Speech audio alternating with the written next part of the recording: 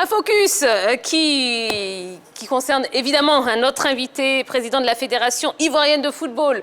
De 2002 à 2011, il a laissé une trace indélébile à la Maison de Verre. On lui doit la restructuration organisationnelle autour des éléphants et la mise en place d'une ligue de football professionnelle en Côte d'Ivoire. Mais pas que, non, c'est une grande personnalité du football mondial qui a décidé d'investir dans ce milieu aux multiples écueils. Eh bien, chers téléspectateurs, Monsieur Jacques Anouma est avec nous et il va répondre à toutes nos questions et on est vraiment heureux de vous avoir sur le plateau, Président.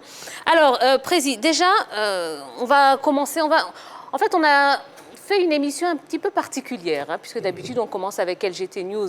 Ce soir on a zappé parce qu'on a tellement de points à partager avec vous et on aimerait avoir votre avis concernant tellement de choses. On va commencer par les éléphants et cette rencontre que vous avez certainement suivie, Côte d'Ivoire-Cameroun, avec la victoire des éléphants. Alors déjà, comment est-ce que vous réagissez à cette performance qui relance la Côte d'Ivoire dans ce groupe D?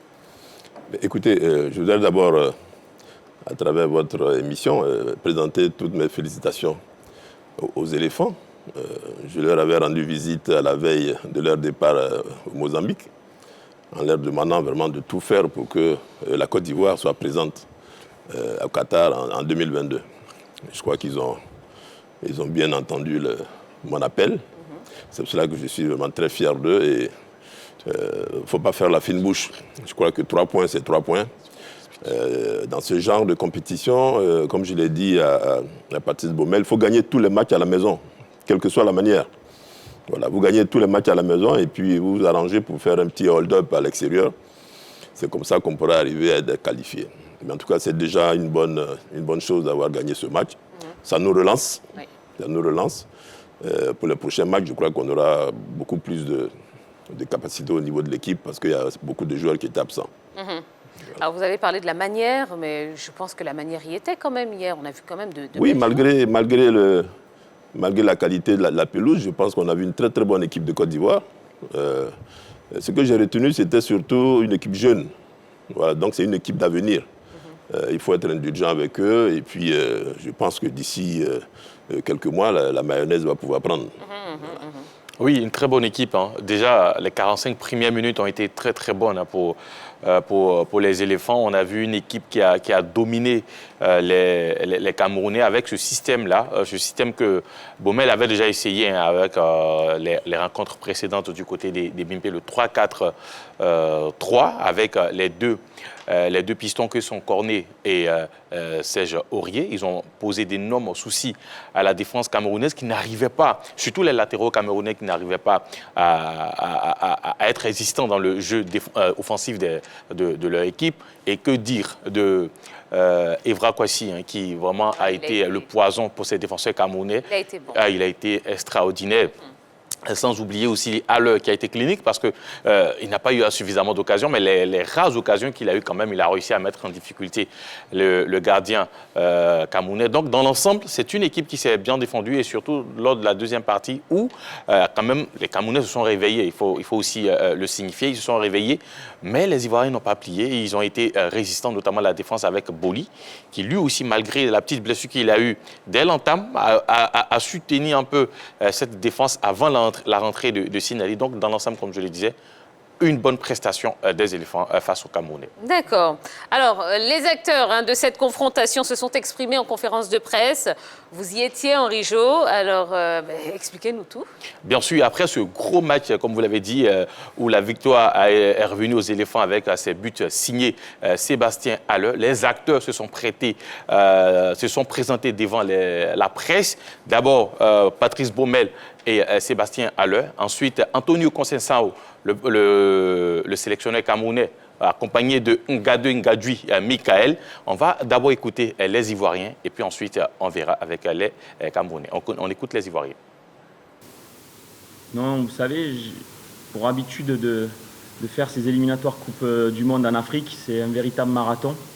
Et chaque pas qui passe, on construit un mur, on monte, mais il faut se remettre en question, il faut continuer d'avancer, faire un capital confiance, mais vous savez comme c'est difficile de voyager en Afrique. Donc dans un mois, dans 3 semaines déjà, on se retrouve. Le message que j'ai fait passer aux joueurs juste avant de venir vous voir, c'était on savoure ce soir. Vous allez tous repartir dans vos clubs, mais ayez une pensée pour l'équipe nationale. Sincèrement, j'avais besoin d'un match référence pour les garçons, pour nous tous. Et ce soir, je suis vraiment très satisfait de notre première mi-temps. Je pense que c'est une première mi-temps aboutie en marquant 2 buts et en étant très solide.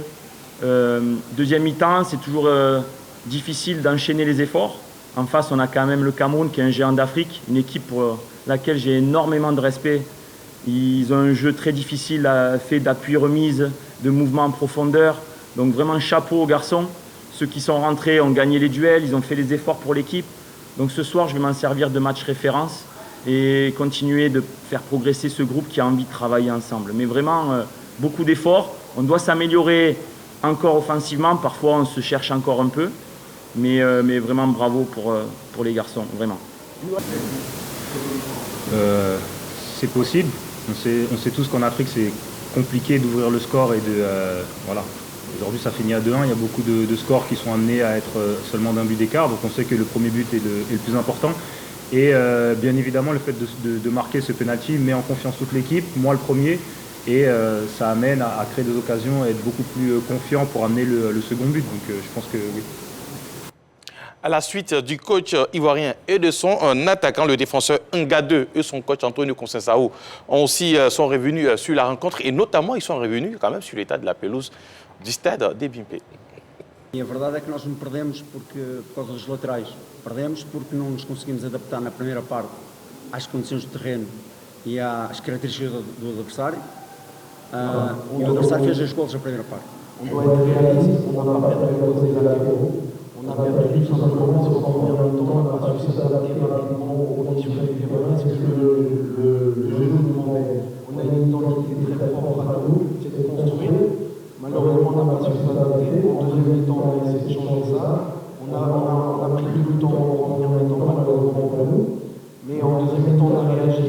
Les joueurs ont fait exactement les conseils que je leur ai demandé.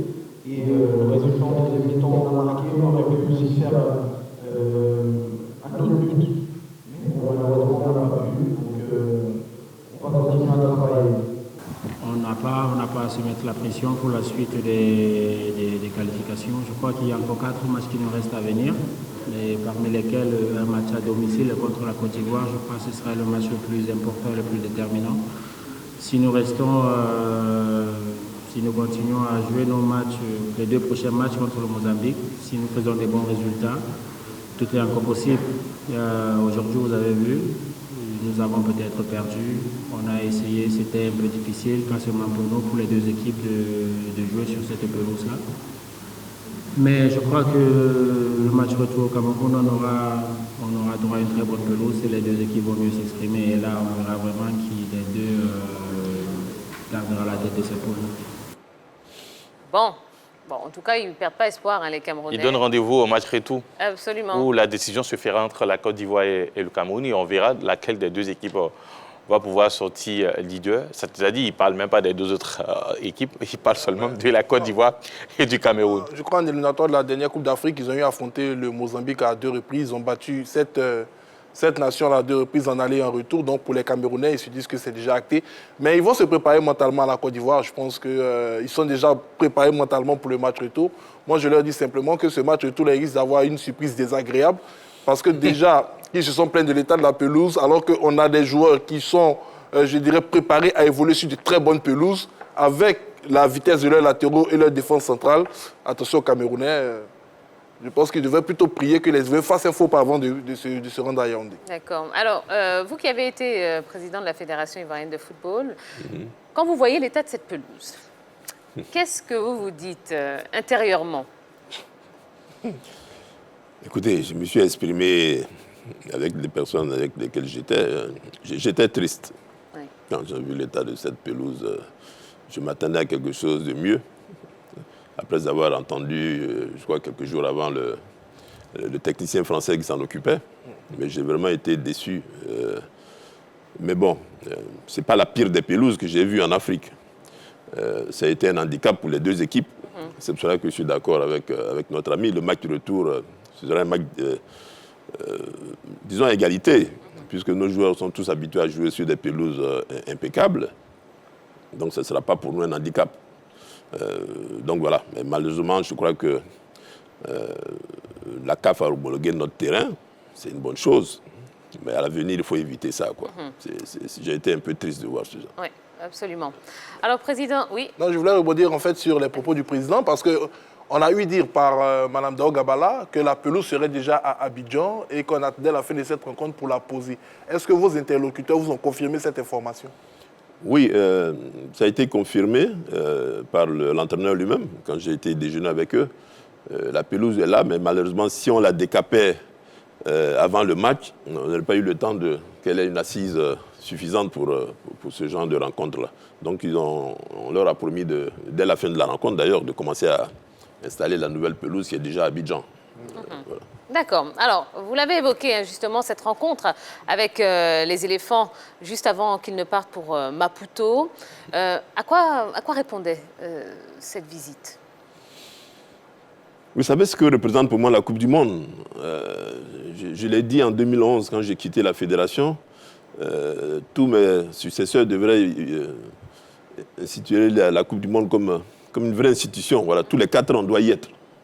Non seulement pour la Côte d'Ivoire, notre beau pays, mais pour les joueurs eux-mêmes. Et puis pour nous, les clubs et la fédération. C'est une manne financière qui permet à tout le monde d'avoir une assise, une aisance financière. Donc voilà, c'est indispensable qu'on y soit. Et surtout que depuis 2006, nous avons joué notre première Coupe du Monde, les revenus ont substantiellement augmenté. Donc voilà, donc c'est une bonne manne financière. Il serait difficile de ne pas y être parce qu'on a vu avec l'élimination de 2018, ça a été difficile pour la fédération et pour les clubs. Donc voilà, c'est ce qui m'a incité à aller leur rendre visite et à leur dire que vraiment, je tenais vraiment à cette compétition, autant que tous les clubs. Donc je suis allé vraiment en tant que président d'honneur de la fédération, au nom de l'ensemble des clubs de Côte d'Ivoire et pourquoi pas des sportifs, et leur dire que vraiment, pas pitié. Il faut qu'on soit en 2022 au Qatar pour retrouver notre place, parce que c'est notre place. Mais oui. Voilà, on l'a perdu, mais il est temps qu'on la retrouve, quoi. Alors, c'est vrai qu'hier, on a vu de très belles choses du côté des Bimpe. Une équipe solidaire, une équipe assez solide dans l'ensemble. Mais qu'est-ce qui nous manque encore pour arracher cette 4e qualification pour le mondial? Moi, je dirais la présence de véritablement toutes nos forces. Parce qu'on a pu se rendre compte sur le dernier regroupement, il y a certains cadres de l'équipe nationale, des joueurs importants qui n'ont pas pu effectuer le déplacement pour diverses raisons. Franck Kessié qui revenait de blessure. On a parlé du cas Nicolas Pépé, du cas Wilfried Zaha, qui sont des cas encore à régler parce qu'on a du mal à comprendre pourquoi les garçons sont restés dans leur club alors que leurs coéquipiers africains ont pu rejoindre leurs différentes sélections. Et je pense que c'est à ce niveau-là, le jour où l'entraîneur aura tous ces hommes sous la main, que la Côte d'Ivoire pourra se dire enfin, on peut avoir une équipe véritablement solide, des joueurs en osmose pour aller chercher ce Graal-là. On tâtonne un peu, on essaie de faire avec ceux que nous avons sous la main, qui heureusement arrivent à réagir aux différentes consignes de l'entraîneur. Mais est-ce que cela va se poursuivre ainsi? Parce qu'on a pu se rendre compte, entre le match à Maputo face au Mozambique et celui d'hier à Abidjan face au Cameroun, l'entraîneur a effectué 5 changements au niveau de son 11 entrant. Ce n'est pas quelque chose, je dirais, d'assez, comment dirais-je, d'assez normal pour une équipe qui est en train d'évoluer, qui est en train d'essayer d'avoir une assise. D'accord. Alors, j'ai une question. Ça sera la capacité pour notre équipe à jouer plus que l'adversaire. On a tendance à jouer au même niveau que l'adversaire. On prend le match face au Mozambique, où il n'y avait pas véritablement d'adversité. Et on a joué comme les Mozambicains jusqu'à la fin et on s'est séparés sur un score nul et vierge. Voilà, comme tout le monde est content, on repart à la maison. Pourtant, quand on a rencontré le Cameroun, les Ivoiriens ont élevé le niveau de jeu. On a l'habitude de jouer comme cela. Même, ça ne date pas de maintenant. Il y a même des années en arrière, quand la Côte d'Ivoire joue, on a l'impression que la Côte d'Ivoire peut faire un mauvais match face au Burkina. Je ne vais pas minimiser l'équipe burkinabé, mais dans la semaine qui suit, si on rencontre l'Allemagne, c'est un autre visage que la Côte d'Ivoire montre. Il faut être constant tout au long de la compétition. Je pense qu'avec cette constance-là, on peut arriver à se qualifier parce que malgré l'absence de certains joueurs, notamment Franck Kessié, Zaha, Pépé et les autres, on a vu une très très bonne équipe. Donc ça veut dire que si cela vient s'ajouter à ce que nous avons vu face au Cameroun, je pense que ça peut être encore plus intéressant pour notre équipe nationale. D'accord. Président, même question. Qu'est-ce qui nous manque? Je suis d'accord avec lui. Je pense que c'est notre manque de constance. Même quand nous étions aux affaires, un match contre une équipe africaine n'avait rien à voir quand on rencontrait l'Allemagne ou la France ou l'Espagne. Parce qu'on a joué toutes ces grandes nations-là. Voilà. Donc il faut rester constant, je crois, dans l'effort et puis ne pas minimiser les autres équipes. Voilà. Aujourd'hui, il n'y a plus de grandes équipes quand on regarde sur le continent. Donc voilà, c'est ça il faut rester constant. Ni de petites équipes, d'ailleurs. Ni de petites équipes, hein, parce que, vous savez, un faux pas à l'extérieur ou même chez vous, et puis c'est fini. La Coupe du Monde, voilà, ça peut coûter très cher. Hein. Voilà, donc, moi, j'ai confiance en cette équipe parce que les jeunes, il faut faire confiance aux jeunes. Voilà, ils peuvent apporter beaucoup de choses à cette équipe. Bon, il a soulevé un problème tout à l'heure, c'est l'absence de certains joueurs. Mais à mon avis, je crois que c'est pour cela que nous militons tous pour sortir rapidement de la normalisation.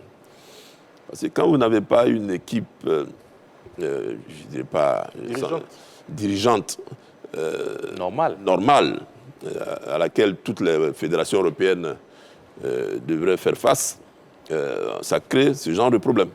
Voilà. C'est pour cela qu'il faut rapidement, pour les prochains matchs, d'ici décembre, sortir de la normalisation avec un président élu qui pourra affronter ses collègues européens et leur dire la vérité. Parce qu'il y a des règlements, on ne peut pas, comme ça, bafouer les règlements de la FIFA. Ce n'est pas possible. Très bien. Allez, on va marquer la première pause de cette émission. Merci beaucoup, Henri-Jo. Non, il n'est pas très loin. Plaisir. Restez, regardez le reste de l'émission, d'accord?